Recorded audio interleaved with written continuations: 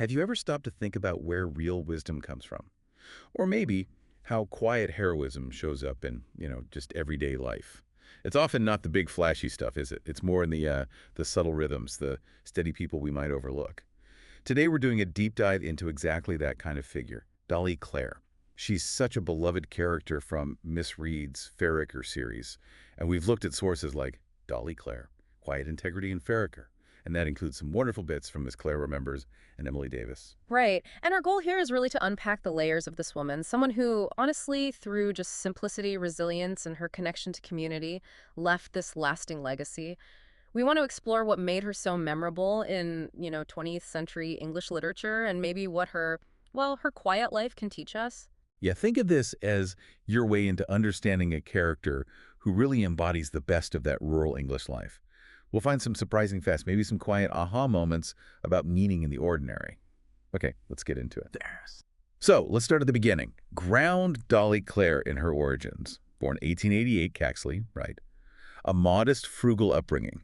What about those core values from her parents? Her father was a Thatcher, wasn't he? How did that shape her early on? Oh, absolutely. That upbringing really emphasized things like education, a strong moral character, living simply but with this real sense of purpose. And it's interesting, the dynamic with her sister Ada. Ada was, well, quite different, flighty, impulsive. Odd contrast. Exactly. Ada served as this sort of counterpoint that just highlighted Dolly's own deep sense of purpose or restraint, made her steady nature stand out more. That makes sense. So that early life formed her, but then something truly devastating happened in the First World War. How did that hit her personally? Oh, profoundly. It was absolutely pivotal. Her fiancé, Arnold Fletcher, was killed in action. Right. And that loss, it just irrevocably shaped her. Miss Read wrote about how life could never be quite as sweet again, but Dolly learned how to find happiness in little things, picking up small crumbs of comfort, as she put it, nursing her damaged spirit back to health. Wow. It really shows her incredible capacity to, well, endure sorrow with dignity and find grace in just the ordinary joys. A powerful lesson, really. It really is. And after facing that kind of loss, she poured herself into her work, didn't she? 40 years teaching in Fairacre. She comes into the books as Miss Read's predecessor. What made that commitment so, well, extraordinary? Especially when teaching wasn't exactly valued back then. It wasn't grand, no, but her commitment was extraordinary because she saw it as a true vocation. Her philosophy wasn't just, ABCs and times tables. It was much broader. She actually said she could only pass on the philosophy that sustained her through life's ups and downs. This is Well, humdrum day-to-day stuff, in her words.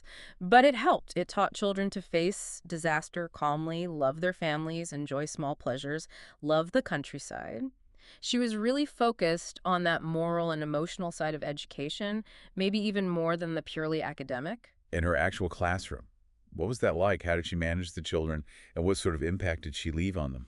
Well, reports are it was warm, orderly. Her discipline was firm but understanding, never harsh apparently, so she earned their respect. Okay. And that meant her teaching went way beyond the textbooks. She was genuinely preparing them for life, teaching resilience, a certain way of being. Lots of villagers remembered her for shaping their early lives. So beyond the schoolhouse walls, there's this other incredibly moving part of her story, her friendship with Emily Davis, that's explored in Emily Davis, right? Yep. How did that bond start and last so long?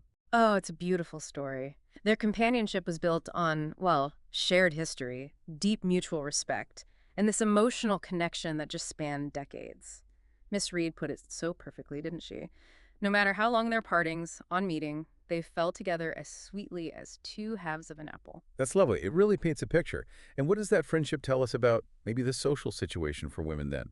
Two unmarried women finding that kind of intimacy and support in each other, navigating aging, illness, loss, with humor too. It tells us a lot if you look at the bigger picture. It just underscores how vital those enduring female friendships, that chosen family, really were. For them, that bond was their primary support system. It let them face everything with this shared strength, this unwavering intimacy. It was quite powerful, especially outside the typical marriage structure of the time. Yeah, a real testament. And even after she retired, Dolly Clare didn't just fade away, did she? She stayed influential in Fairacre. Still a source of wisdom. Oh, absolutely. Her cottage in Beach Green became the sort of haven, full of flowers, books, just a calm atmosphere. Miss Read herself often went there, just for comfort, for encouragement, to talk about teaching, village life. Dolly became this quiet pillar for the community. And that cottage itself carries a legacy, doesn't it? She Yeah. left it to Miss Read when she passed away. How did that act of generosity kind of ripple outwards? Well, it's more than just the building, isn't it? It raises this question of how her legacy truly lived on. It wasn't just property, it was in the values she passed down. Generational transmission, you could call it. How so? The children she taught, they grew up, raised their own families, and you see hints that her influence shaped their parenting, their respect for education, their sense of community duty. Her wisdom kind of echoed through the village. Let's dig into her character a bit more then. She wasn't dramatic, but her strength was in that steadiness, that self-respect, moral clarity. How did her integrity show up day to day? It was just woven into everything she did. High standards for herself, yes, but also understanding human weakness. Always civil, even in disagreement. She didn't gossip, didn't judge quickly, offered help quietly, without any fuss.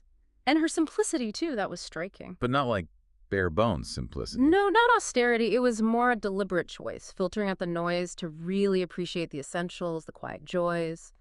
She loved her garden, the seasons changing, a good cup of tea, old friends. Her home reflected that modest, tidy, peaceful. Miss Read nailed it.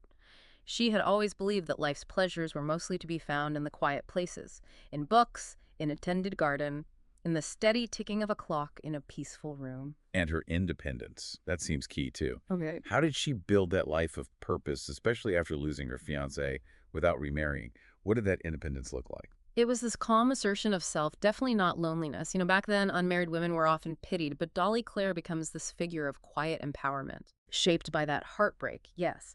But she chose purpose, not self-pity. Dedicated herself to teaching, community. She didn't rely on anyone, not bitterly, but because she found dignity in self-sufficiency. So it offered a kind of model. I think so. A model for resilience when life doesn't follow the expected script. Those modest routines, walking alone, gardening, managing her home with pride, they were all part of that quiet strength people admired. So wrapping this up, what does it all mean for us today? Why does Dolly Clare still resonate? Her quiet life seems to hold something enduring. I think she represents the best of what community, vocation, personal resilience can offer us. Her life is a reminder, isn't it, about the value of constancy, integrity, reflection. Especially in our noisy, fast-paced world, she's really a tribute to a whole generation of women shaped by war, service, quiet strength.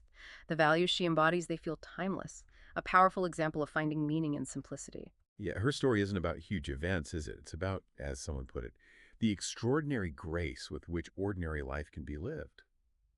Unquote. What stands out to you about that specific idea? And how might that resonate in your own life? Something to think about.